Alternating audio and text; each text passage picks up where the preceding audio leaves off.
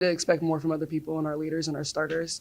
A lot of our defensive errors in the second half and not wanting the ball, not letting the pressure get to us, a lot of defensive rotations, just getting outworked in the post, offensive rebounding, it was a lot. I mean, it's just understanding that defensive wins championships, and we have to be able to expect more and be more intentional about what we're doing in order for us to win this, and we didn't want that in this game today. I mean, I'm fired up for practice on Monday. I mean, same thing. We're going to see them on Friday, obviously. It's another opportunity, and we're going to go and fight. I mean, it's the same stuff that we talk about. I mean, a lot of us kind of got built off and pushed out in islands. We weren't really connected on the floor today. And it's just like we have to be able to listen to our coach execute. We didn't do that either, just like get run into our sets. They took us out of a lot. But, I mean, when we have a momentum shift, we have to be able to carry that forward, and we didn't do that today. No, I think even if whether we're number 1, 2, 3, 4 seed, whatever it is, I mean, we just have to be able to worry about us, not worry about the hunter, whatever. Just being able to understand, like, knowing our opponent and respecting our opponent no matter who or where we're at in the standings. So the biggest thing for us is just worrying about what we can do and how we attack them and exploit, regardless of where we're at. I mean, just inches and. I mean, it came down to so many possessions and then many missed layups, turnovers, and being able to just like maximize on points off of turnovers or whatever it is. We just didn't really do that today. So it was kind of the margin of error right there. Just not trusting each other, not trusting yourself. I mean, there's a lot of individual errors that happen. I mean, we knew exactly what they were going to do. I mean, like, we literally went to halftime and talked exactly what they're going to do. Like, hey, this is what's going to happen. They did it. So I guess my staff does a great job with scouting. And then here we are. I don't know. You know what I mean? Like, it's like, I mean, I could replay every possession. And after every possession, I said, hey, this is where you need to throw the ball. This is the next option. And then you play numbers up. And we just did not do that. We just kept looking behind.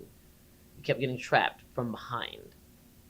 And nobody wanted the ball. We did not have a point guard on the floor today. And that was really challenging.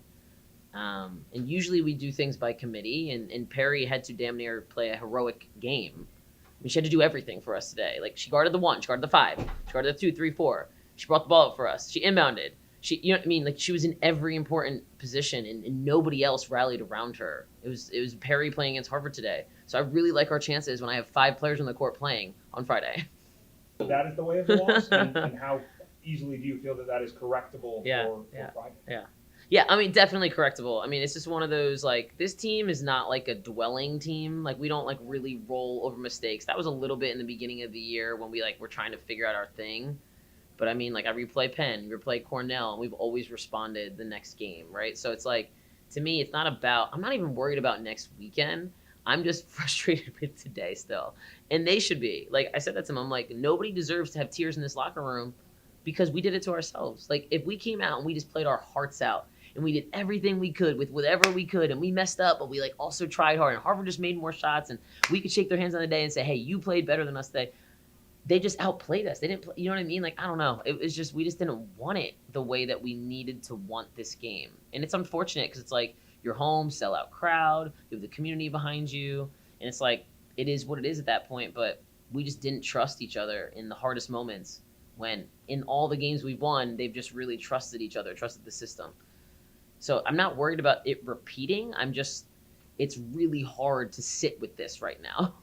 I'm not going to lie. For sure. Yeah. I mean, I thought extremely strong in the beginning, and then third quarter, strong to start.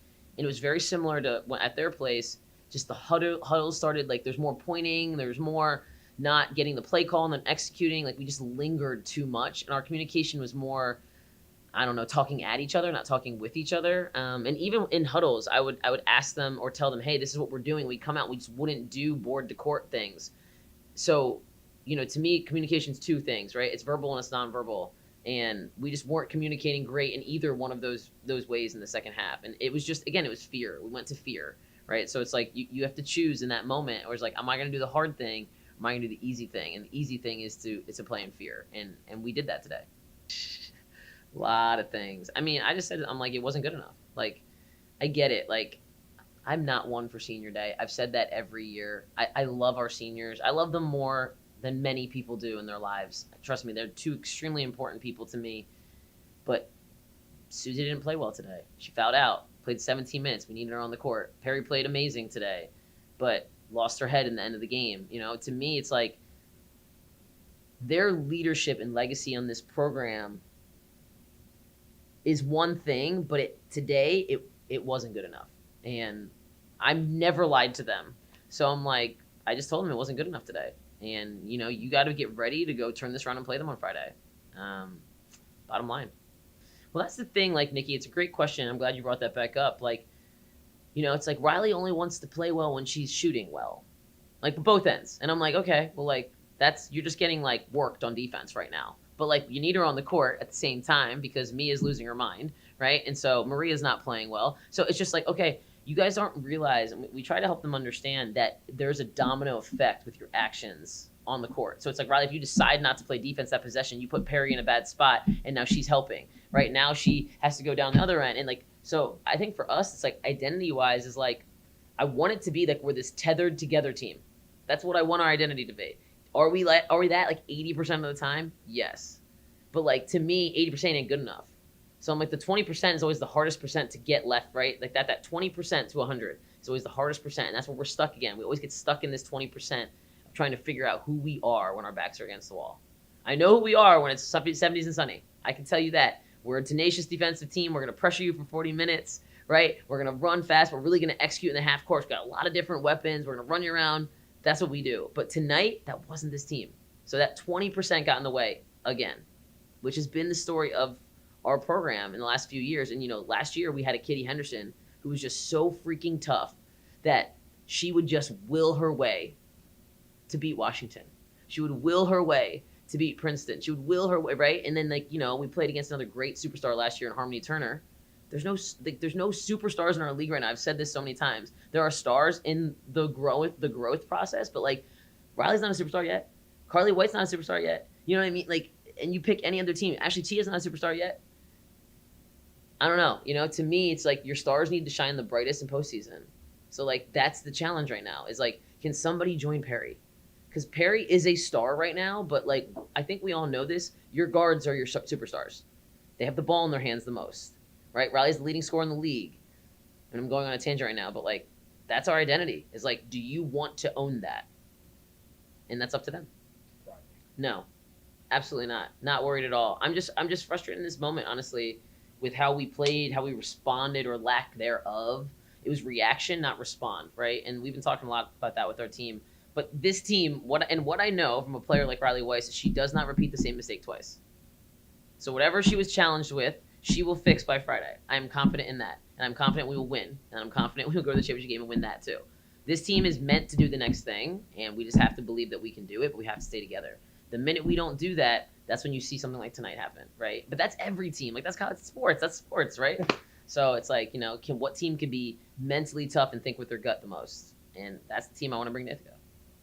Yeah, I mean, honestly, it was just a lack of awareness from the team that, like, hey, we need to send help in this situation. Or, hey, let's change the matchup out of the press. You know, it was like a little bit of settling, honestly. And it was like, you know, come into the huddle and say, hey, we're changing ball screens. We need to do this on the backside of this. We just didn't execute it, honestly, you know? And so, and then to me, like, Carly made a lot of nice plays today. You know, it wasn't like she just caught the ball and was wide open. She put her head down, drove, made a nice spin move, multiple pivots. You know what I mean? Like, it's like she made plays. Like, that's the thing. It's like, who's going to make the defensive play? And whenever we were able to get Perri back onto her with that matchup, you know, Perri's guarding everybody else in the court. It's like, it's really hard. Somebody else has got to want the job and the assignment. And we just had, it was a lot of committee today. It's like she didn't just score on one kid. Like, to me, I'm just seeing Riley getting posted up a million times on a highlight reel in my head right now. But I'll tell you that it wasn't just her. Yeah, I mean, the Perri play, honestly, that was, we didn't inbound the ball where we were supposed to. So then there was like, oh, what do we do, right? And then, like, you know, we're like, run the play. So Perri's wide open on a cut. Nasi doesn't reverse the ball. Or, you know, Fliss didn't reverse the ball because she didn't have it. So then it's just like delay in action, right? So then Mia has the ball, and it's like, oh, delay, tipped pass. Perri tries to save it. Mia drops the ball. That's what happened in that play. Other play, you know? We were trying to run a play for Riley to come off the screen. Said, hey, shoot the shot. Shoot the first shot. You know? Shoots the first shot. Gets a shot blocked. You know, it's like, I don't know. Did we set a good screen? Not really. You know, did we make the read that we need to? So if they change it out, switch it, or slip it? just reads. You just got to be able to keep your head in that moment. You know, it's like, as a coach, like, it's like all of us have good stuff. We all steal and borrow from each other. It's just like, what will your players do at the end of a game? Are they thinking? Are they using their heads? Are they making the reads? And we did not make the right reads at the end of that game, in both of those situations, and many more in transition. If you want to talk about that, Jeff. Yeah. I mean, 23 turnovers is a lot of turnovers. I think we had 8 in the first half. We had eight in the first half, right? So we had 15 in the second half. Yeah, a lot of turnovers.